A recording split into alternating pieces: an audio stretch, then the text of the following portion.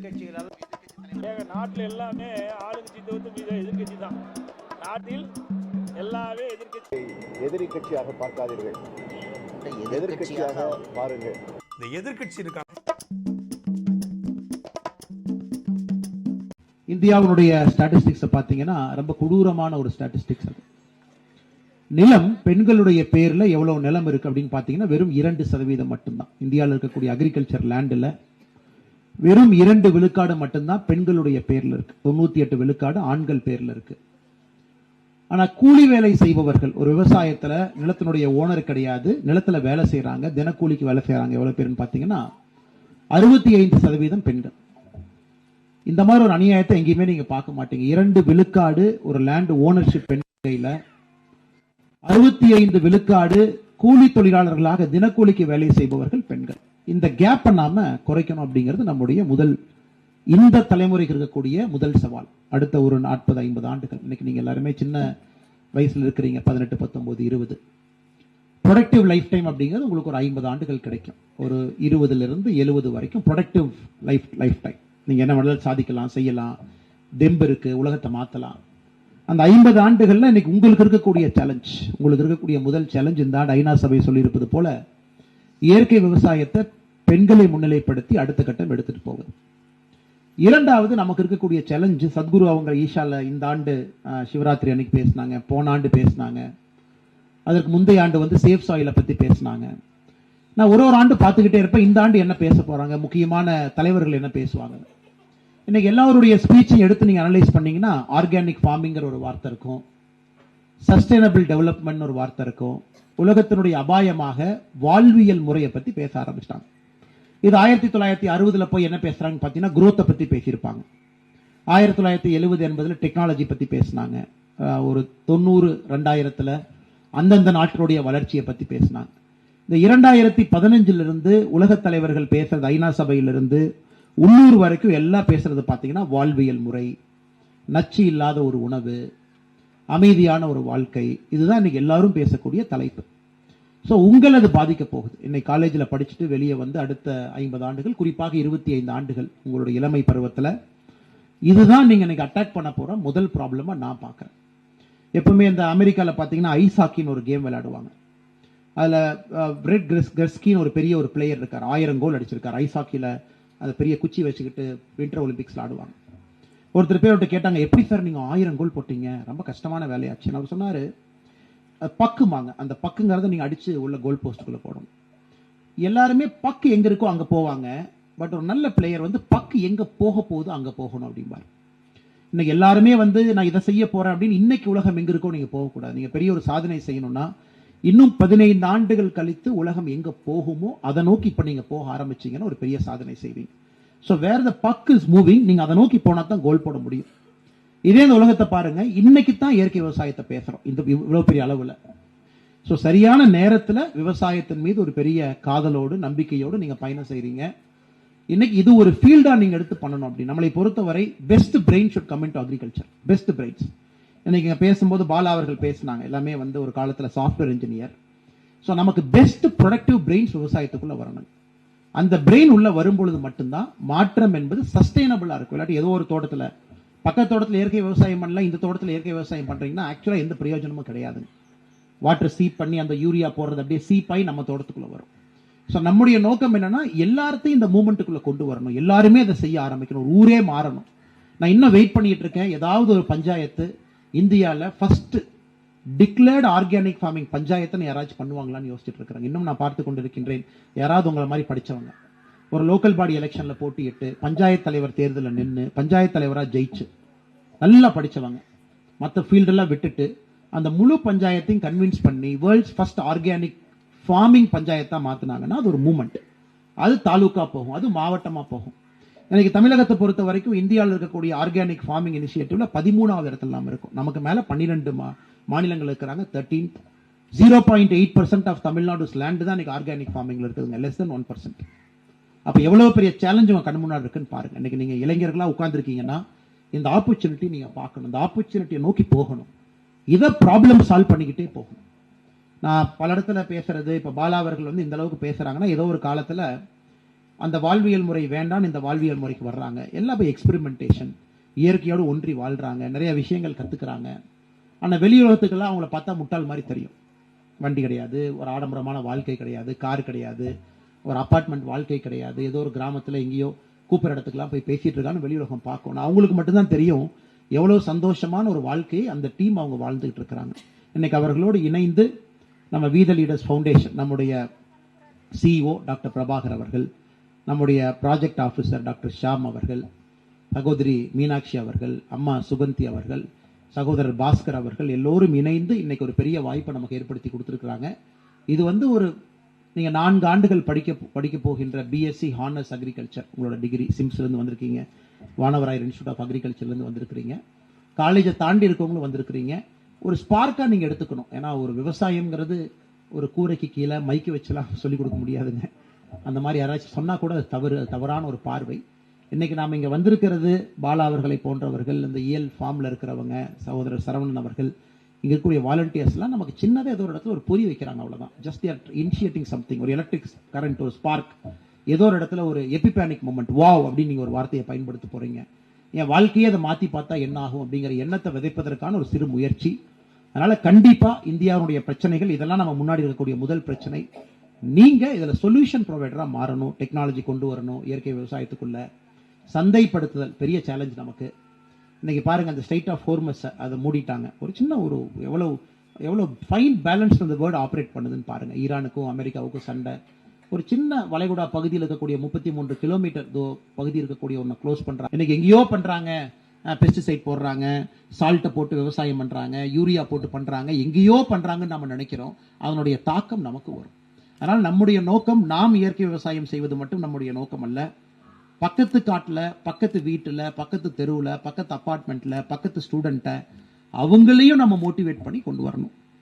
மசாநபி ஐயா அவர்கள் ஒரு ஜாப்பனீஸ், ஒரு ஆர்கானிக் ஃபார்மிங், ஒரு பெரிய ஒரு மனிதர். நிறைய பேர் அவருடைய புத்தகத்தை படிச்சிருப்பீங்க. ஒரு வைக்கோல் புரட்சி புத்தகத்தை படிச்சிருப்பீங்க. குறிப்பாக குழந்தைகள் நீங்கள் படிச்சிருப்பீங்க. அதில் ஆரம்பத்தில் 1913 பிறந்த மனிதர் அவர். இன்னைக்கு நம்ம இயற்கை விவசாயம் என்று சொன்னால் நம்ம நம்மாழ்வார் ஐயாவை சொல்கிறோம். அதை தாண்டி மசானோபு ஐயாவை நம்ம சொல்கிறோம், Japanese philosopher from natural agriculturist.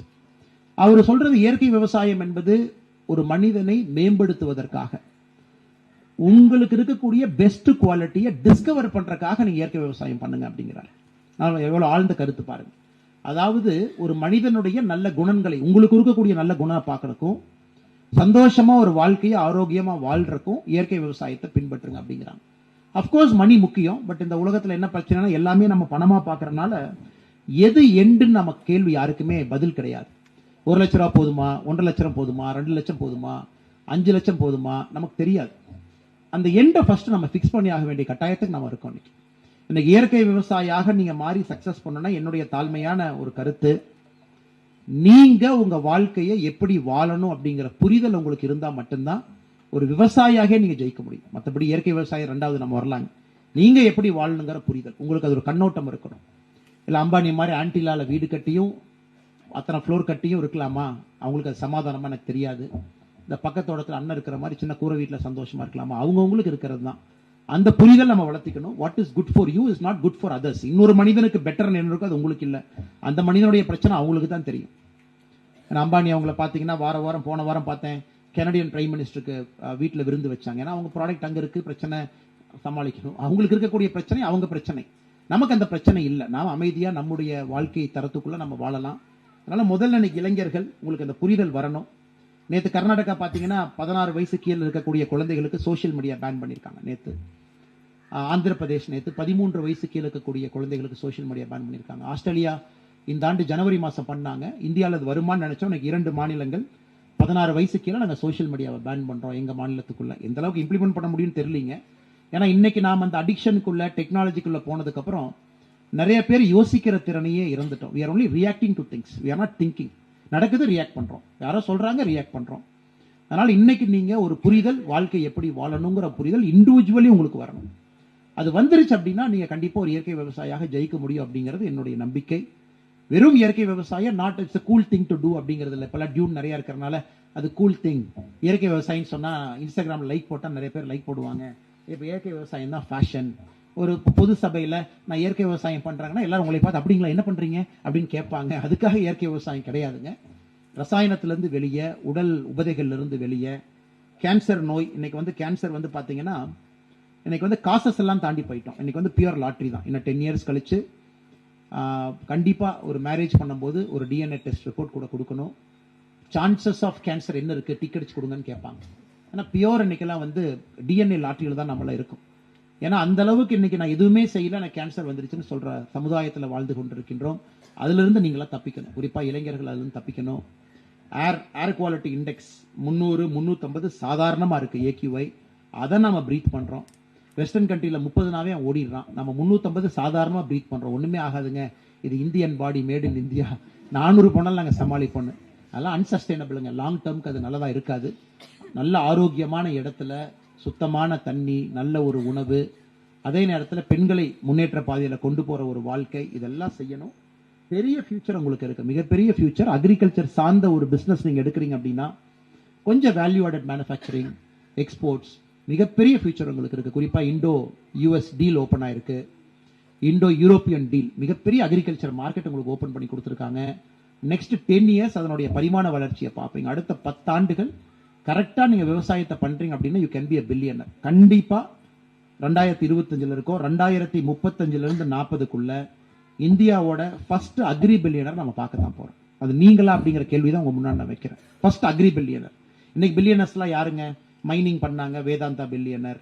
Petroleum product deal பண்றோம், அம்பானிஸ் பில்லியனர். அவங்க தான் இன்னைக்கு இருக்காங்க. அந்த லிஸ்ட்டை பார்த்தீங்கன்னா சாஃப்ட்வேர் சர்வீசஸ் பில்லியனர், அப்படிதான் இருக்காங்க. மேனுஃபேக்சரிங்ல பில்லியனர். ஆனால் வெறும் விவசாயம் மட்டும் பண்ணி ஒரு பில்லியனர் அப்படிங்கிறத கண்டிப்பாக இந்தியா உடைக்கும். 10 இயர்ஸ்ல நம்ம உடைப்போம். அதுக்கு ஒரு சில பாலிசி சேஞ்சஸ் மாறணும். 1 ஏக்கர் ஹெக்டேர் இன்னைக்கெல்லாம் ரொம்ப ஃப்ராக்மெண்டட் லேண்ட் ஓனர்ஷிப் இருக்கு, அது மாறும். விவசாய சட்டங்கள் புதிதாக வரும், பெரிய நம்பிக்கை இருக்கு. கான்ட்ராக்ட் ஃபார்மிங் பெரிய லெவலில் வரும். ஒரு எக்ஸ்போர்ட்டுக்கு ஒரு பெரிய புஷ் கிடைக்கும். வேர்ல்டு மார்க்கெட் உங்களுக்கு ஓப்பன் ஆகும். அப்போ நீங்கள் அது மாதிரி யோசிச்சு நீங்கள் அங்கே போகணும். நான் ஏற்கனவே சொன்ன மாதிரி பக் எங்கே போகுதோ அங்கே போகும்போது மட்டும்தான் நீங்கள் கோல் அடிக்க முடியும். நீங்கள் இருக்கிற இடத்துக்கு நீங்கள் போனீங்கன்னா எப்படி கிரெக் வெஸ்கி கோல் அடிப்பார்? அவருக்கு அடுத்து பக்கம் எங்கே போகுமோ அங்கே போய் வெயிட் பண்ணி டேப் பண்ணி கோல் அடிக்கிறார். அதனால் இங்கே இருக்கிறவங்க தயவு செய்து யோசிங்க, ஒரு வாழ்வியல் முறையாகவும் பண்ணுங்க. நிறைய சக்ஸஸ்ஃபுல் ஆர்கானிக் ஃபார்மர்ஸ் இங்கே இருக்காங்க. அஃப்கோர்ஸ் மணி இஸ் இம்பார்ட்டன்ட், எல்லாமே பாட்டம் லைன் தான். ஏன்னா நீங்கள் கவர்மெண்ட்டே உங்களை பணத்தை வச்சு தான் மெஷர் பண்ணுது. டாக்ஸ் கட்டுறீங்களா, ஜெயிலுக்கு போனால் கூட A கிளாஸ் ஜெயில். இன்னைக்கு யாராக இருந்தாலும் அரசு உங்களை பார்க்கறதே உங்கள் பேங்க் பேலன்ஸ். நீங்கள் வெளியே போனால் கூட பேங்க் பேலன்ஸ். ஏன்னா இன்னைக்கு எல்லாம் ஏஐலாம் வந்ததுக்கப்புறம் நீங்கள் அமேசானில் என்னென்ன பொருள் வாங்குறீங்க அப்படிங்கிறத வச்சு ஏஐ வச்சு உங்களுடைய பர்சனல் ஒர்த் என்னன்னு கண்டுபிடிச்சு அதை கிரெடிட் கார்டு கம்பெனி கொடுத்து அவன் மெசேஜ் போடுவான். ஓ, இவர் வந்து 5 லட்ச ரூபா கேஸு, இவரை 10,000 ரூபா கேஸு, இவர் எல்லாத்தையும் ப்ரௌஸ் பண்ணுவார், ஆனால் எதுவுமே வாங்காத ஒரு கேஸுன்னு எல்லாத்துக்குமே தெரியும். ஆனால் ஏஐ வந்துருச்சு, பிளாக் செயின் வந்துருச்சு. இன்னைக்கு எல்லா இடத்துலையும் பணம் பணம் பணம், எல்லா இடத்துலையும் சந்தை தான். அதை உடைப்பதற்கும் ஒரு வாய்ப்பு. Everything is monetised. இப்போ உங்க ஹியூமன் பீயிங்ஸ்க்கே ஒரு மானிட்டரி வேல்யூ கொடுத்து தான் ப்ராடக்ட் கம்பெனிஸ் உங்களை டார்கெட் பண்றாங்க. எல்லாமே அப்படி தான் நடக்குது. நீங்க ஃபேஸ்புக்கில் போனீங்கன்னா உங்களுக்கு வரக்கூடிய ஆடு மட்டுமே உங்க மானிட்டரி வேல்யூ வச்சு தான் அந்த ஆடு வரும். இன்ஸ்டாகிராம் போனீங்கனாலும் அந்த ஆடு தான் வரும். 5 ஸ்டார் ஹோட்டலுக்கு போறவங்களா இல்லை தள்ளுவண்டி கடையில் தெரு ஓரத்தில் தோசை சாப்பிட்றீங்களா? வெரி அன்ஃபார்ச்சுனேட், ரொம்ப தவறு. அந்த மாதிரி உலகம் மாறிடுச்சு. அதையும் உடைப்பதற்கு நீங்க ஒரு முயற்சி எடுக்கணும். நல்ல ஒரு வாழ்க்கை வாழணும், ஆரோக்கியமா வாழணும். என்னை பொறுத்தவரைக்கும் விவசாயம் என்பது கடைசியா சொல்லணும் அப்படின்னா உங்க ஈகோவை பிரேக் பண்றதுக்கு வேற எந்த ஃபீல்டும் முடியாதுங்க. விவசாயம் பிரேக் பண்ணும். ஏன்னா முதல் நாள் நாங்கள் எல்லாம் நிறைய படிச்சுட்டு நான் அப்படி படிச்சிருக்கேன் இப்படி படிச்சிருக்கேன் அந்த எக்ஸாமை பாஸ் பண்ணிட்டேன்னு சொல்லிட்டு ஒரு மொமெண்ட் எடுத்துட்டு நீங்க விவசாயியா போனீங்கன்னா முதல் நாள் தோத்துருவீங்க. அது உங்களுக்கு ஒரு பெரிய பாடம். உங்க ஈகோக்கு ஒரு பிரேக்கு. என்னடா நம்ம என்னென்னமோ அவ்வளோ படித்தோம், இவ்வளோ டிகிரி வாங்கி வச்சிருக்கோம், இவர் எதுவுமே படிக்காமல் ஒருத்தர் வந்து இவ்வளோ அருமையாக பண்ணுறாங்களே அப்படின்னு நமக்கு எல்லாம் தெரியும்.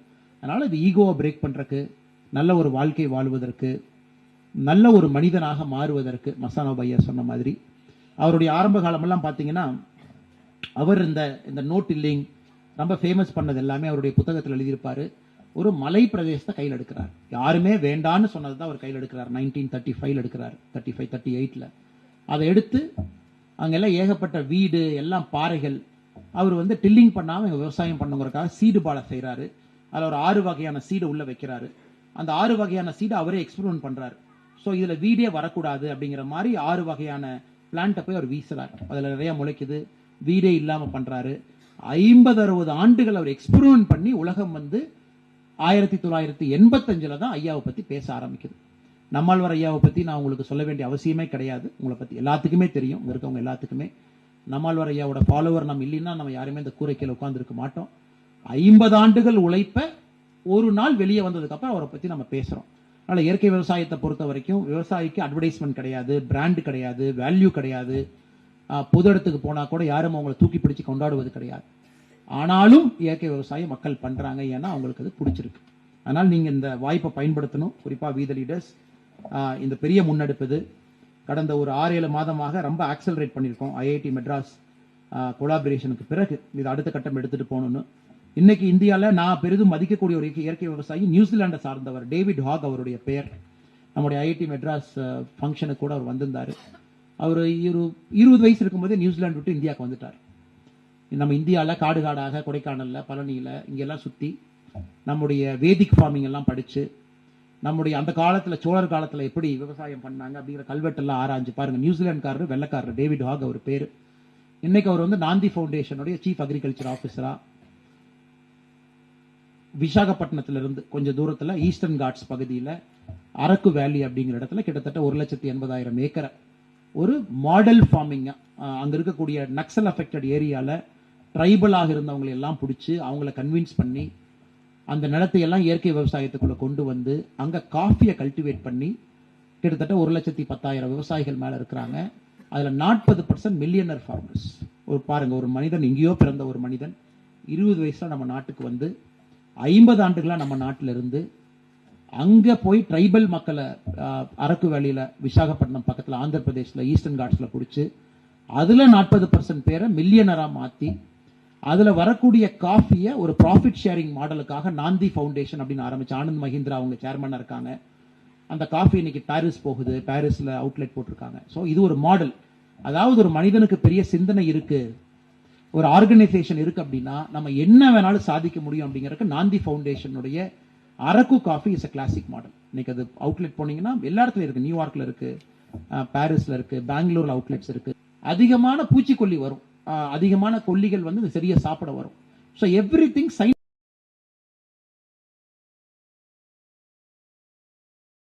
டாக்குமெண்ட் பண்ணியிருக்காங்க. ஸோ நீங்க அந்த கேலண்டரை பார்த்து அந்த நாள் போய் திரும்ப அதை கத்துக்கிட்டு வந்து ஒரு லூனார் கேலண்டர் ஸ்கெட்யூல் ஃபார்ம் பண்ணி இந்த அளவுக்கு அதை கீழே கொண்டு வந்திருக்காங்க. இந்த மாதிரி இந்தியாவில் எத்தனையோ பேர் இருக்காங்க. அதனால ஸ்கை இஸ் த லிமிட். நீங்க கத்துக்கணும்னு நினைச்சீங்கன்னா அத்தனை பேர்.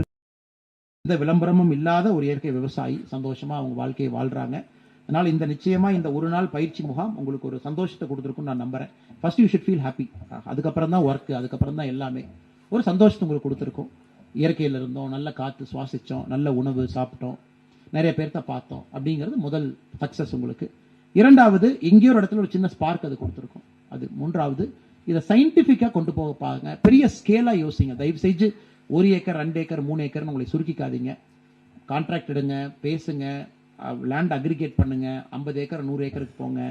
விவசாயிகளை பார்ட் ஓனரா மாற்ற பாருங்க, ப்ராஃபிட் ஷேரிங்குள்ள கொண்டு வாங்க, ஒரு ஃபார்மர் ப்ரொடியூஸ் ஆர்கனைசேஷன் ஆரம்பிங்க. அந்த மாதிரி தான் நீங்க யோசிக்கணும். அதுக்கு தான் நீங்க அக்ரிகல்ச்சர் படிக்கிறீங்க. ஏன்னா நம்முடைய மூதாதையர்கள் எதுவும் படிக்காம கஷ்டப்பட்டு விவசாயம் செஞ்சு இவ்வளவு தூரம் நம்மளை கொண்டு வந்துட்டாங்க. இன்னைக்கு உங்களுக்கு இவ்வளவு டெக்னிக், இவ்வளவு சயின்ஸ் உங்களுக்கு கிடைச்சிருக்குன்னா நீங்க பெரிய ஸ்கேலபிளா திங்க் பண்ணணும். பெரிய ஸ்கேலா நீங்க திங்க் பண்ணணும். நிறைய பேர்த்த நீங்க மில்லியனர்ஸ் ஆக்கணும். பணம்ங்கிறது ஏற்கனவே சொன்ன மாதிரி ஒரு குறியீடாக இருந்தாலும் கூட ஒரு ஏழை விவசாயி அப்படின்னு இருக்கக்கூடாது. சமீபத்தில் ஒரு படம் பார்த்தேன், தாய் கிழவின்னு ஒரு படம். கடைசி அதை முடிச்சிடறாங்க. அந்த டைரக்டர்கிட்ட கூப்பிட்டு நான் பேசினேன். நீங்கள் நல்லா படம் எடுத்திருக்கீங்க, ரொம்ப அருமையாக எடுத்திருக்கீங்க, ஒரு உமன் எம்பவர்மெண்ட்டை ரொம்ப சூப்பராக சொல்லியிருக்கீங்க அப்படின்னு. அப்போ நான் அவர்கிட்ட கேட்டேன், ஐயா நீங்கள் இதுக்கு முன்னாடி நீங்கள் என்ன படம் எடுத்தீங்கன்னு நான் கேட்டபோது அவர் சொன்னார், நான் இதுக்கு முன்னாடி கடைசி விவசாயி அப்படிங்கிற படமும் என்னுடைய கதை தாங்க, அதுவும் என்னுடைய கதை தான். அது பாருங்க, கடைசி விவசாயின்னு ரொம்ப தத்ரூபமான ஒரு படம் இருக்கும். நமக்கு தெரியல, அது மார்க்கெட்டிங் ஆகாதனால யாரும் பார்க்கல.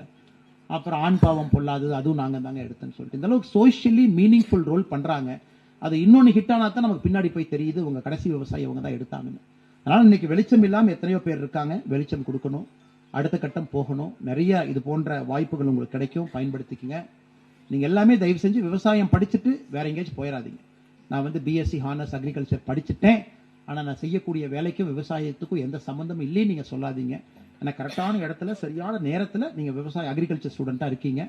சிம்ஸ் காலேஜ்லேருந்து வந்தவங்க, வானவராயர் இன்ஸ்டியூட் ஆஃப் அக்ரிகல்ச்சர்லேருந்து ஸோ அக்ரிகல்ச்சர் சம்பந்தமாக பண்ணுங்க, அடுத்த கட்டம் எடுத்துட்டு போங்க, சக்ஸஸ்ஃபுல்லாக மாறுங்க. உங்கள் எல்லோருக்கும் மறுபடியும் உலக சர்வதேச மகளிர் தின நல்வாழ்த்துக்கள். பெண்கள் ரொம்ப ரொம்ப முக்கியமானவங்க. ஆண்கள் கேட்பாங்க அவங்களுக்கு மட்டும் ஒரு தினம்னா நமக்கு ஒரு தினம் வேண்டாமான்னு. அது காரணம் இல்லைங்க. என்னைக்கு நாம மகளிர் தினம் ஒரு தினத்தை நம்ம கொண்டாடாம இருக்கிறோமோ அன்னைக்கு பெண்கள் முன்னேறிட்டாங்க அப்படிங்கிறது தான் என்னுடைய தாழ்மையான கருத்து. ஸோ ஒரு நாள் ஒரு மேபி இன்னும் ஒரு 10-20 வருஷத்துல பெண்களுக்குன்னு ஒரு நாள் இல்லாம எல்லா துறையிலையும் பெண்கள் இருக்காங்க. சமீபத்தில் பார்த்தேன், அந்த அந்த அமெரிக்கன் ஜெட் ஒன்று ஈரான் நோக்கி போகும்போது குவைத்தில் அதை வந்து ஒரு ஆன்டி மிசைல் வச்சு அடிக்கிறாங்க. ஸோ ஒரு கீழே விமானிகள் 2 பேர் கீழே இருக்காங்க, 2 குவைத் ஆளுங்க போகிறாங்க, அடிக்க போகிறாங்க அவங்கள. இந்த மாதிரி வந்து நீங்கள் எப்படி வரலான்னு 4 days back. So weapons officer பார்த்தீங்கன்னா ஒரு உமன், அப்படியே கம்பீரமாக ஒரு அமெரிக்கன் லேடி நின்றுட்டு இருக்காங்க. எங்கே பாருங்க, இப்போ ஒரு வார் ஜோனில் ஒரு சம்பந்தமே இல்லாத குவைத்தில் அந்த அம்மாவோட கம்பீரம், அவங்க நின்னது, அவங்க பேசின தோரணை, அந்த 2 குவைத்துக்காரங்க வர்றாங்க, இந்த மாதிரி ஐம் அமெரிக்கன் ஃபைட்டர் பைலட், இந்த மாதிரி நான் இருக்கேன், எங்கள் விமானம் தான் கிராஷ் ஆச்சு, ஐ எம் ஃப்ரெண்ட்லிங்கிறாங்க. அந்த ஒரு மெசேஜுங்க it will convey thousands of words to women. அதாவது அமெரிக்காவில் வந்து நம்ம ஒரு ஃபைட்டர் பைலட்டாக வரணும் அப்படின்னா அந்த ஒரே ஒரு பேட்டில் ஃபீல்டில் அந்த அம்மா 4 நாட்களுக்கு முன்பு அந்த வீடியோவை நான் பார்த்தேன். அந்த மாதிரி எல்லா துறையிலையும் நம்ம சாதனை பண்ணணும். அதனால் இன்னைக்கு நான் உங்களுக்கு வாழ்த்துக்கள் சொன்னாலும் கூட ஒரு 10-15 வருஷத்தில் பெண்கள் ஆண்களை விட இன்னும் பல உயரத்துக்கு பல துறைகளில் சாதனைங்க செய்யணும். அதுக்கு எல்லாம் வல்ல இறைவன் உங்களுக்கு அந்த வாய்ப்பு கொடுக்கணும்.